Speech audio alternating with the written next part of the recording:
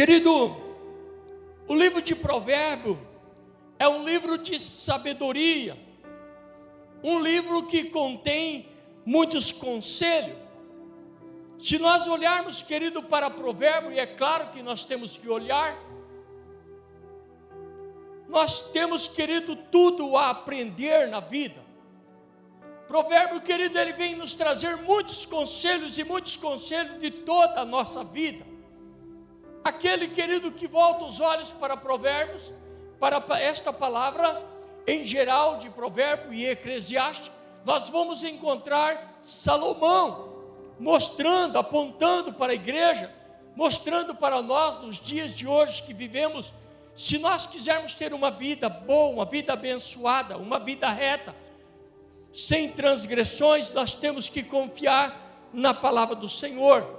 Salomão, querido, quando escreve Provérbios, principalmente esses versículos, ele nos indica que esses versículos, querido, o Senhor está tentando nos aconselhar, o Senhor está tentando nos mostrar, porque esse versículo, querido, ele mostra a justiça de Deus.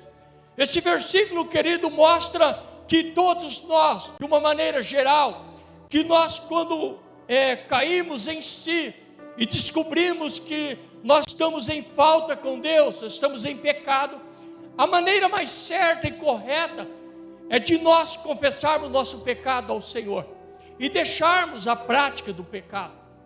E infelizmente, querido, isto muitas vezes as pessoas fazem. Elas cometem o pecado, confessam o pecado para Deus, mas elas não deixam a prática do pecado. E essas pessoas, elas não alcançam a misericórdia de Deus. Por que que dentro das igrejas há muitas pessoas que elas não prosperam? E quando eu falo em prosperidade, eu não estou falando apenas de dinheiro e riqueza, mas a maior prosperidade, querido, na vida de um cristão é uma vida reta com Deus, é uma vida na presença de Deus, uma vida da qual nós não temos vergonha de vivermos. Por isso, querido, que muitas vezes nós vamos encontrando pessoas cristãs vivendo uma vida somente de aborrecimento, uma vida que nada dá certo, e a pessoa é um lutador, é um trabalhador, mas também ele é um transgressor da lei, ele é um desobediente. E esse tipo de gente, querido, não adianta o líder, o pastor, chamar no escritório e exortar, e ele confessar o seu pecado, mas quando ele sai dali, ele continua fazendo e realizando a mesma prática. Então nós vamos encontrar, querido, pessoas dentro das igrejas que estão empobrecidos, miseravelmente vivendo uma vida medíocre. Por quê? Porque eles não conseguem largar a prática do erro. Então, querido, nós vamos vendo que Provérbio vai nos dando instrução, vai nos mostrando a direção. Provérbios, querido, vai nos mostrando uma liderança. Provérbio vai nos mostrando a honestidade. Mas depende de nós, se vamos querer ou não. Eu sempre digo, querido, que tem coisas que Deus não faz. Mas pastor, Deus é tão poderoso e Ele pode fazer todas as coisas. Sim. Mas Deus, Ele não interfere no nosso livre-arbítrio. Cada um de nós temos a liberdade de fazermos o que quisermos da nossa vida. Querido, quando nós olhamos, querido, para Provérbio, ou para toda a palavra, e nós começamos, querido, a imaginar e olhar e ver pessoas, querido, que nunca conseguem viver uma vida plena diante de Deus, tem alguma coisa errada. Muitas vezes tem coisas erradas, porque as pessoas, no geral, elas não querem largar as suas práticas a qual elas vivem. E se nós, como cristãos, quisermos ter uma vida abençoada, nós temos que abandonar esse mundo a qual vivemos e deixar Deus completar a obra na nossa vida, e deixar Deus fazer tudo o que Ele tem que fazer sobre nós. Então Deus vai fazer todas as coisas na nossa vida. Então Deus não será limitado sobre nós. Por que Deus é limitado na nossa vida? É porque, querido, muitas vezes nós escondemos coisas debaixo do tapete, e achamos que estamos escondendo, e até mesmo, muitas vezes, nós até confessamos, mas logo depois, nós voltamos às mesmas práticas. É como o policial que prende um jovem, principalmente menor de idade, porque pouco tempo ele está fora da cadeia, e quando ele sai da cadeia, ele volta a cometer as mesmas práticas. E a maioria dos policiais, muitas vezes, a gente vê muito isso nas televisão, que eles estão enfadados de mexer com esse tipo de gente, porque prende, a própria justiça solta, e eles voltam à mesma prática. Querido, quando surgiu a tornozeleira, era uma vergonha. O camarada, querido, usava uma tornozeleira, e se ele saísse na rua, ele saía com a calça comprida, tampando. Mas hoje, querido, tem muitos que saem, ele faz questão de sair com um chinelo e um calção, mostrando para a sociedade o que ele é. Mas nós sabemos, querido, que não é uma cadeia, não é uma tornozeleira que vai mudar a vida de uma pessoa. O que muda, Deus, querido, a vida de uma pessoa é ela ter consciência de abandonar toda a prática que vive e saber, querido, que Deus tem algo novo para nós de uma maneira surpreendente. Basta nós querermos, porque a palavra do Senhor disse que se nós querermos e ouvirmos a voz do Senhor, nós seremos abençoados. Mas eu quero aqui tirar algumas lições nesta noite para nós podermos, querido, refletir sobre esta palavra. E eu quero falar da bênção da confissão e do arrependimento. A bênção da confissão. Mas não adianta nada, querido, confessar e não se arrepender. Então todos nós temos que viver essa prática, confessar os nossos pecados e arrepender daquilo que nós o fizemos. É como muitas vezes nós vemos alguém entrevistando alguém que está preso, e ele diz: você está arrependido? Não, se fosse preciso eu faço de novo. Eu estou usando, querido, essas instruções, para que nós possamos entender como tão sério é a vida espiritual. Mas preste bem atenção nesta fala. Quando tentamos esconder nossos pecados, ele nos domina e nos impede de viver verdadeiramente a bênção de Deus. Quando nós escondemos nossos pecados, nós somos refém das nossas transgressões. Nós somos refém dos nossos pecados. Os pecados nos dominam quando nós escondemos e nos impede de nós chegarmos perto de Deus. É muito sério isto, muito sério mesmo. Mas eu quero aqui destacar algumas verdades. Primeiro, sobre este texto que lemos, que nós devemos examinar nosso coração e reservar um tempo para refletirmos sobre a vida. Examinar, querido. 1 Coríntios capítulo 11, versículo 28 vai dizer: examina-se, pois, o homem a si mesmo, e assim coma do pão e beba do cálice. É uma questão de examinar. Querido, nós cristão, o tempo inteiro, toda hora, nós não devemos apenas deixar para examinar nosso coração num dia de Santa Ceia. Mas, querido, examinar o nosso coração, isto, querido, Deus nos dá liberdade de todos os dias de vivermos essa prática, de todos os dias olhando para dentro de nós e vermos aonde estamos falhando e termos essa consciência e viver uma vida plena diante do Senhor. Examine o seu coração, reflita sobre as suas atitudes. Não permita que as suas ou as minhas transgressões nos deixe longe do Senhor.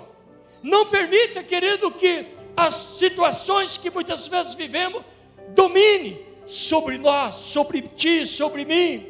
Eu quero dizer algo para você nesta noite, que nós como igreja do Senhor devemos identificar as áreas da nossa vida a qual nós temos falha. Porque cada um de nós aqui temos falha em certa área da nossa vida. Sempre é assim. Nós somos buscando a perfeição, mas tem certa área da nossa vida que nós deixamos uma brecha, deixamos o inimigo entrar. E nós, querido, como igreja do Senhor, nós temos que estar todos os dias examinando a nossa vida no oculto, porque é nós e Deus, o Espírito Santo. A Bíblia diz que o Senhor é aquele que nos esquadrinha, é aquele que olha com um olhar de raio-x para nossas vidas. Quando estamos achando que estamos escondendo alguma coisa de Deus, o olhar de Deus está como um farol sobre nós. E o olhar de Deus, ele é penetrante. O olhar de Deus, querido, ele faz um raio-x em nossa vida e nós não podemos esconder nada de Deus.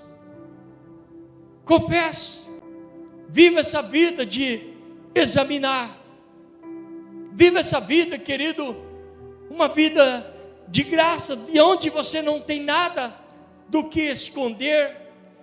Viva esse momento, querido, de consciência, servindo a Deus em todo momento. Mas também, querido, esse mesmo versículo nos ensina que nós devemos confessar e arrepender sobre os nossos pecados, e orar a Deus e confessar a Deus, e dizer: Senhor, perdoa os meus pecados, e com um coração sincero e humilde, abandonamos as práticas a qual muitas vezes nós estamos envolvidos. Ô pastor, do jeito que o senhor fala, então todo mundo está em pecado. Não é isso que eu estou dizendo, é a palavra que está falando. Eu estou só trazendo a memória de cada um de nós, a qual seriedade nós temos que viver como igreja do Senhor. A qual seriedade, querido, nós temos que viver a vida cristã, porque o versículo 13 vai dizer: o que encobre suas transgressões jamais prosperará. É tão lindo ver um cristão prosperando. É tão lindo, querido, um cristão, além das finanças, vivendo uma vida abençoada, plena, uma vida completa. É tão lindo, querido, olhar para um crente, vou dizer assim, e ver, querido, que ele está caminhando, ele está prosperando, ele tem ministério, e ele vela pelo seu ministério. Querido, é tão maravilhoso você olhar para uma pessoa que sempre que seja, e ela ter um temor de Deus tão grandioso, e o temor, querido, que nos faz vencer todas as dificuldades. Querido, nós sabemos, querido, que quando nós confessamos nossos pecados, Deus é fiel para perdoar. Há um versículo bíblico que diz que o Senhor joga os nossos pecados, a partir que nós o confessamos, no mar do esquecimento. O problema é que de vez em quando alguém lembra e nos acusa, e nós mesmos muitas vezes nos lembramos. Mas uma vez que nossos pecados é confessado diante de Deus, o Senhor pega esses pecados e lança no mar do esquecimento, e dele jamais o Senhor vai a lembrar. É interessante, querido, que aos tempos antigos, a igreja primitiva, quando um sacerdote ele ia queimar incenso no templo, diz que a roupa do sacerdote era cheia de sininho, e era amarrada uma corda em sua cintura, e esse sacerdote, querido, entrava no templo para queimar incenso, e os outros sacerdotes, os levitas, ficavam tudo por fora, louvando a Deus. Aconteceu assim, quando Zacarias foi cumprir o seu turno. Mas a Bíblia diz, querido, que quando o sacerdote entrava no templo, e ele estava lá, no Santo dos Santos, fazendo a sua parte sacerdotal, e se esse sacerdote estava em pecado, estava em desobediência com Deus, a Bíblia diz, querido, que ele era fulminado na hora, esse sacerdote era morto.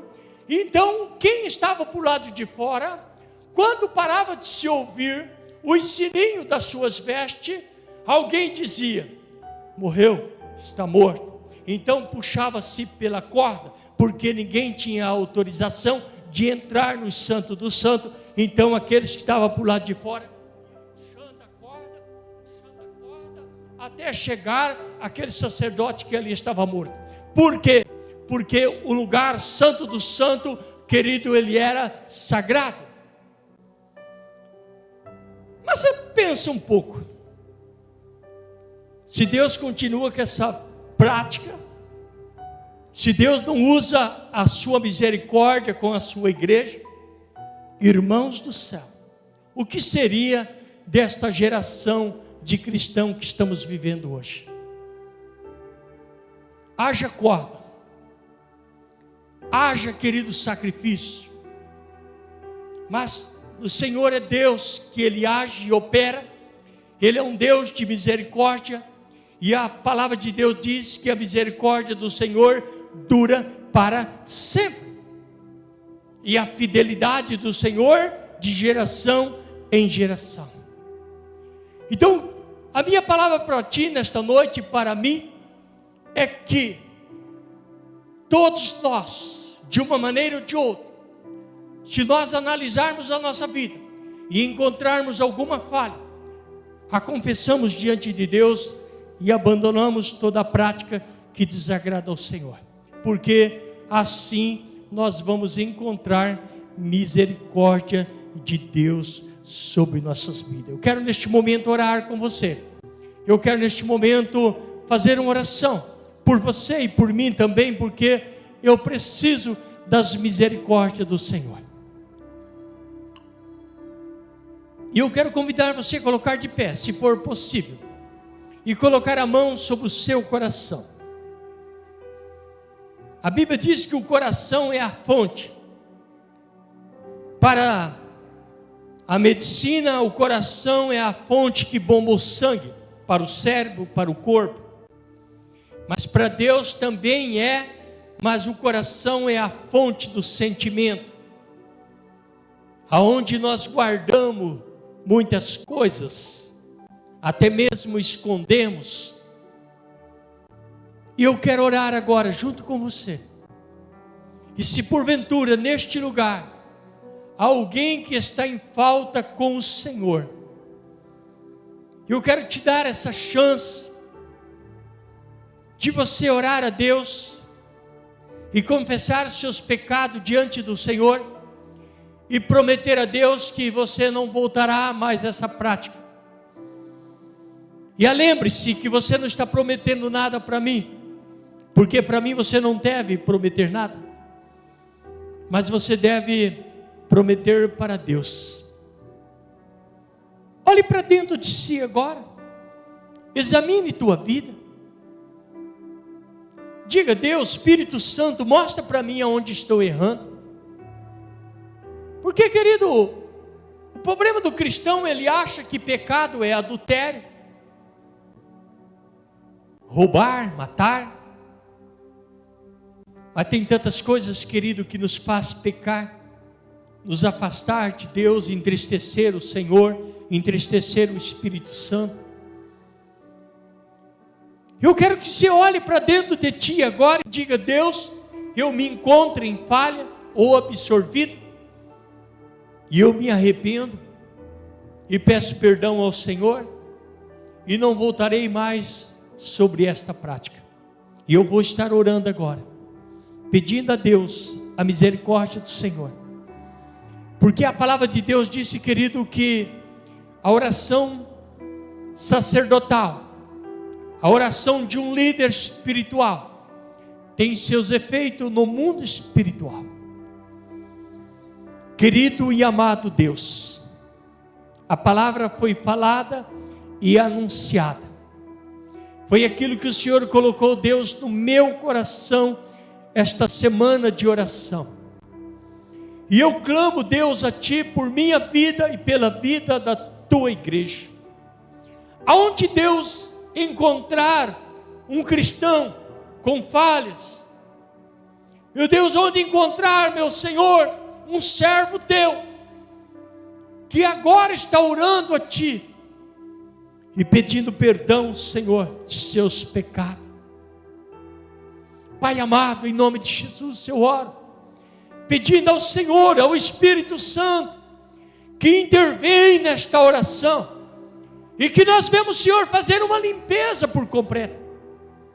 Meu Deus, abrir nosso coração a Ti, e jogar tudo fora, e não sermos mais refém, Pai amado, das nossas transgressões, dos nossos pecados. Meu Deus, eu oro neste momento, ó Pai, que o Senhor agora passe em revista em cada vida, e conscientemente nós oramos a Ti, pedindo, Deus, ao Senhor, perdoa, Pai, os nossos pecados, perdoa, Deus, as nossas transgressões.